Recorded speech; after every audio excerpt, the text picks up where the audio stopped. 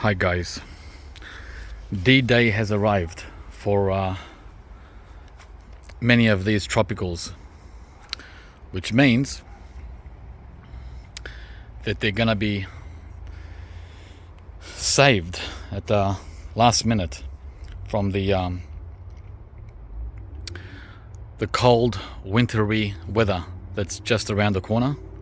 As a matter of fact, we've already had a preview of it last week. That is early May. We had 3 mornings of temperatures down to 4 Celsius at night, which is around 38 Fahrenheit. And if you think that's fine, well, your 38 Fahrenheit is different to my 38 Fahrenheit.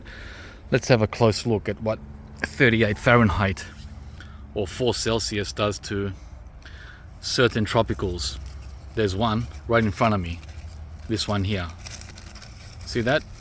That's a champidak, the close relative to the jackfruit. Right, there's one, there's 2, there's 3 back there. See that one?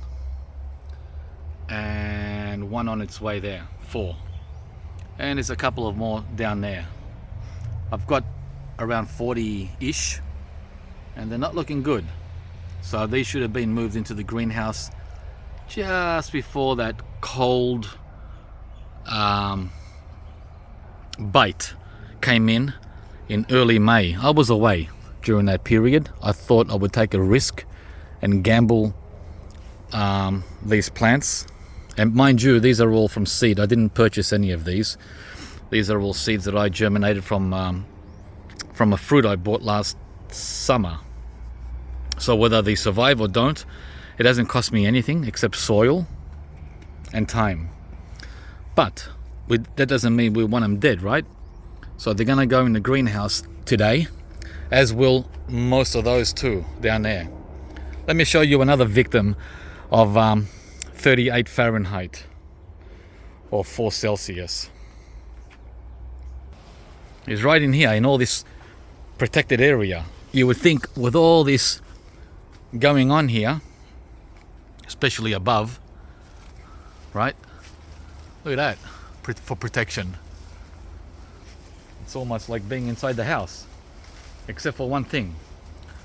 The sides are open, right? All this is open here, and any wind can come smashing through, cold wind. And you can see it moving now, but that's just a small gust, that's nothing. So, it's this guy right here, him. It's not a big drama, however, he would not have had this issue if he had been in the greenhouse 2 weeks ago. Look, see that? See these leaves? And on top it's got new leaves coming. It's like nothing happened. It's like on one hand new leaves, and on the other hand cold damage. Cold damage. What are we looking at? We're looking at the Amberella, guys.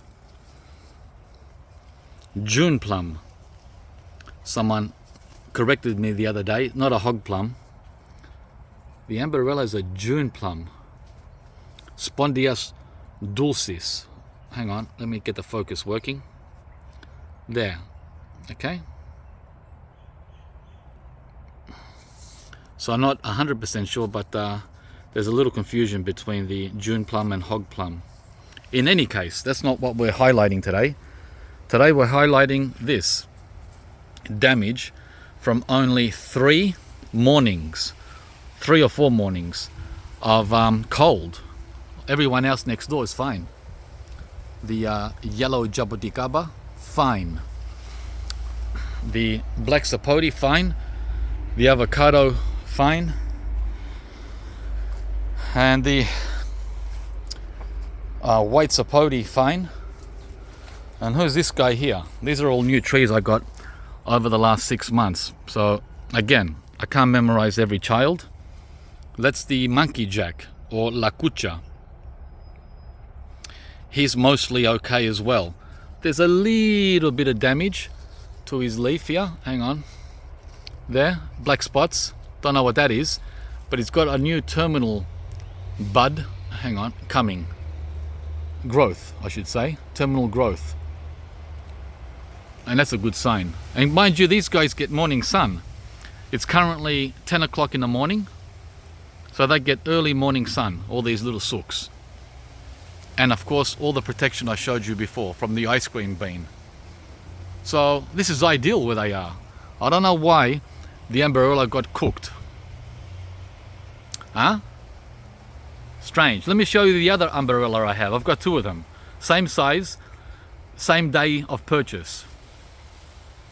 Everything I'm showing you, by the way, is in a pot. Of course, at this early stage. Before we go and see the other Amberella, let me show you the cinnamon plant, which also suffered from cold. Look. Right? Really, really bad. It's not even winter. This is autumn. This is autumn damage. Wow. Yeah. And the jackfruit seedling, which I put here a few months ago, back in, well, the end of summer, February, March. He's doing okay-ish. But look. See that? After only 1 week of cold weather in autumn. He's screaming. He's screaming. There's the other Amberella. Wow, what a difference, huh? He's got early signs of cold damage. Right? It's not perfect. Definitely not perfect, but I would say a little better off than the first guy I showed you. And he's getting new growth at the top as well.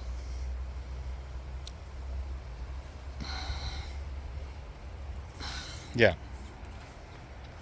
And the Malabar chestnut is doing great with all this new growth. These were underneath the persimmon here, which was protecting all these sooks over autumn. But now that the persimmon has dropped all its leaves, there's no more protection underneath, right? Sorry, can't protect you anymore. So now it's time to go in the greenhouse, guys. See all the leaves, how they dropped? See that? From the persimmon tree? So everything happens in stages. Okay, let's get going. Let's get moving. Let's get putting these guys into their winter home before we get some more damage. I cleared the under pergola greenhouse, swept it, cleaned it, got all the cobwebs out, turned on the heater, right? So we've got a little bit of heat, not much. It's too hot to touch this tube, so that's enough for the most sensitive to be in this corner here, and the other guys out here where it's a little cooler. So that's ready to go. Next guy is this greenhouse, which is where I kept the mangoes last winter and the winter before that. I swept this out as well. Got all the cobwebs out. Ready to rock and roll. What's the temperature in here at 10 in the morning? 10 in the morning, it's 20 Celsius exactly. 68 Fahrenheit. And there's no wind in here, right? Perfect conditions. That's with the door open. It's 20. So with the door closed, it's probably 22, 24. And we have one more greenhouse to fill up. Yeah, these are the sooks that are going into the greenhouses. Right, you'll be seeing them later. There's a lot of them, guys. I hope they all fit. And more here. They've been enjoying autumn sunshine together with this autumn cold blast that came recently.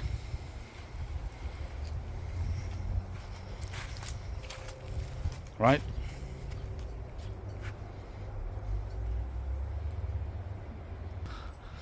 And then there's these as well.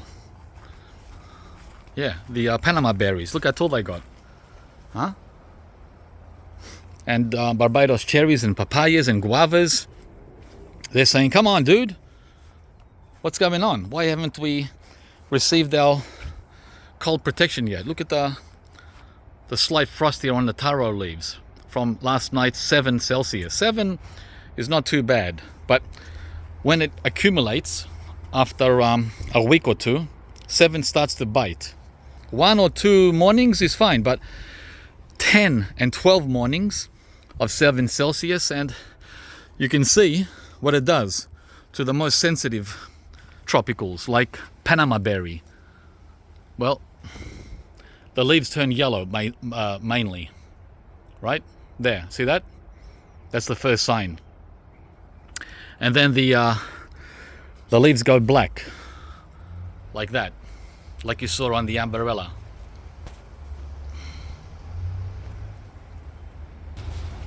Yeah, so it's no fun for these tropicals to experience the cold. And when I say cold, I don't mean 15 Celsius. 15's fantastic for these guys. I'm talking about 5 Celsius. That's brutal. All right, let's open this greenhouse. It's been locked since October last year. Let's see what's growing on in there. Okay, let's have a look. Wow, so dry. Not a drop of water for over 6 months. Bone dry. That's another reason why I didn't want to have the tropicals in here whilst we traveled. They get no water, right? Not a drop. But that's not a problem in winter, because in winter they don't want too much water. But in late autumn, they still are thirsty, because we get temperatures sometimes in the mid to high 20s, 24 to 28. Yeah, we still get that in April. Okay, there's a weed here. Jeez, how did that get through? See how weeds don't need any help? Damn, he remained intact. He grew through the plastic. Wow. I didn't get his roots though. Yep, his roots are still intact. And the temperature in this greenhouse is only 16. Wow, much cooler. It's because the sun just hit now in the last half an hour, right? The sun comes up from there behind the pine tree in the morning, and by 10, 11 it swings around here and finally gets to warm the greenhouse by 11. Yeah, and then warms all those guys by 12 noon. So these are all in the shade in the morning. I used a little bit of garden hose to fasten the plastic here, because it sort of flaps up and flies up. So we'll see how that works. Looks like it's going to be temporary, but at least that's something for now. Because I've been using bricks on here, but this ends up slipping under the bricks. There's always things to do, guys. Always. There's no perfect solution unless you're a master handyman, which I'm not. I brought in the Barbados cherry. I've got 3 of them. Right. And look at this one.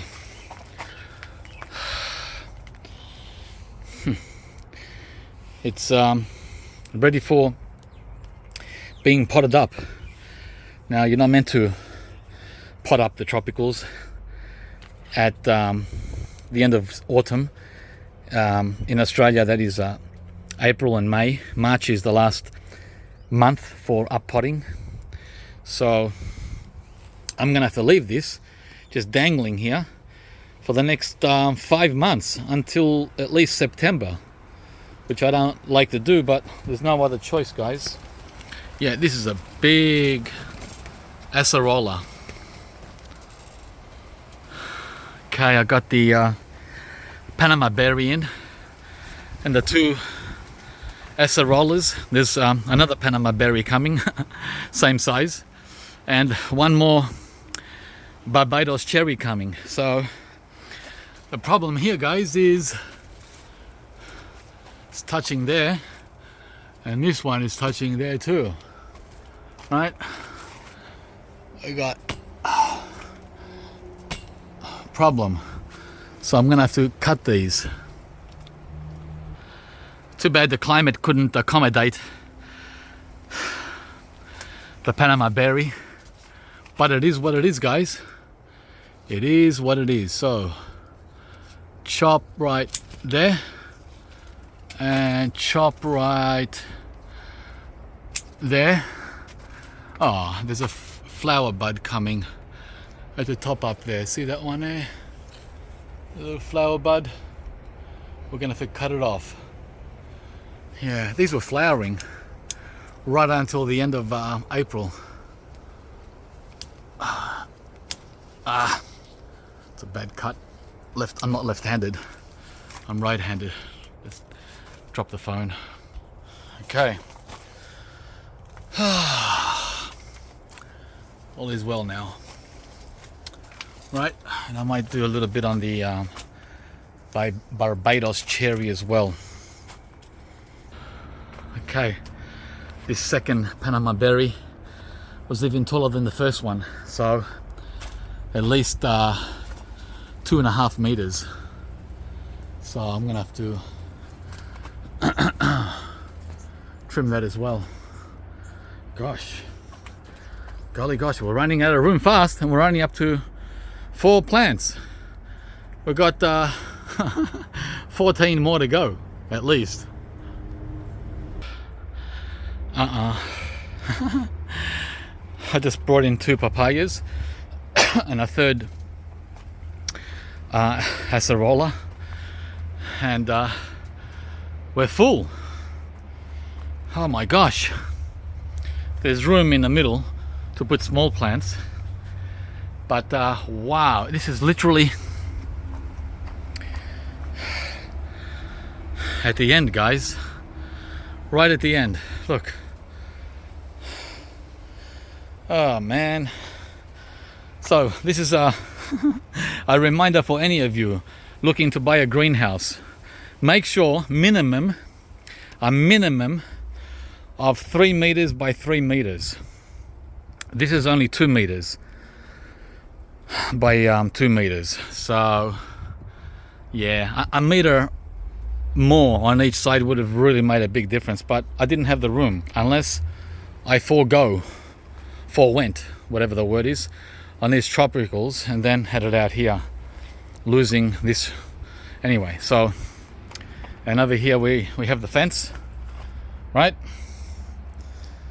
And I didn't want it touching because this fence is going to be changed someday, and I don't want the hassle of moving the greenhouse back and forth because it's a lot of work, well, for me.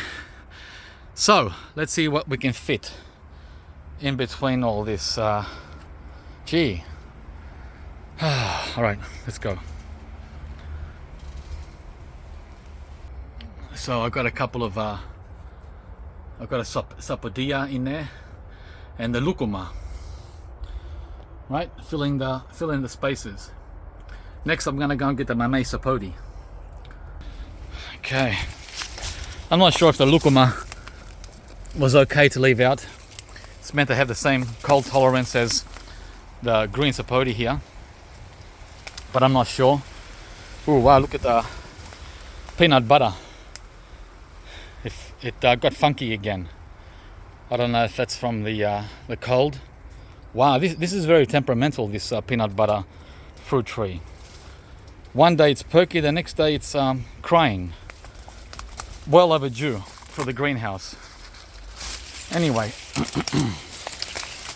this is the mamey, which is done pretty good considering it's been down to 4 Celsius and it's got no wind protection at all, none.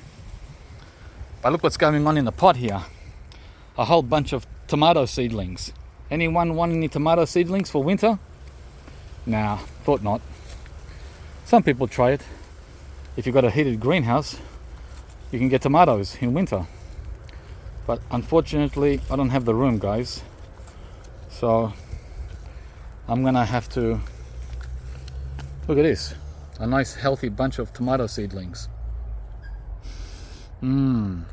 Heavenly, but not to be. All right, let's get this guy into the greenhouse. Alrighty, I squeezed in as many as I could without having them, you know, too close, touching and affecting each other. There's the mamey, a couple of jackfruit seedlings that were dailies, grafted jackfruits that perished, and the rootstock remained. So I just decided to keep them and see what happens. So we've got the Brazilian cherry, the Black Beauty, a sour sop, the giant variety from dailies, a star fruit, sapodilla, a couple of wax jambus, and canistel, and Barbados cherry, as you saw, papaya, Panama berry. How many are there? Let's count. Okay, I just counted 21 pots. I could have put 3 more right at the back where there's some room, but guys, it's too far away, no access. To get back there, I would have to pull out half the trees. So I don't want to be dealing with the guys at the back down there, the big ones. So you don't want to put little ones right at the back. You can't access them. You know, check them for bugs and insects like we get every winter here. The what do you call them? Those little nasties. So that's one greenhouse done. I'm gonna go and do the other 2 now, but you'll be seeing that in a future video. But over and out for now. Hope you enjoyed the video. Everything's cleared that I had out here, and now I've got to protect the Rollinia with some frost cloth, and this keat mango, and that's about it. There's 3 mango pots left here from dailies, but they're gonna go in the other greenhouse. Four mangoes, 1, 2, 3, 4. There's no room for them, so I'll use the other greenhouse for them. Check out the Chompu Longan, how well it's done over autumn. Look at this healthy guy in the ground now for a year and a half. He's already done 1 winter unprotected in the ground. This will be winter number 2. So I'm very proud of the Longan. Longan and lychee, well, Longan especially, does very well in Melbourne. Lychee, not as well. All right, guys, please subscribe to the channel if you haven't, and we'll see ya from the next video. Bye bye now. Got a lot of work to do for the next 2 weeks, the remainder of autumn. Oh.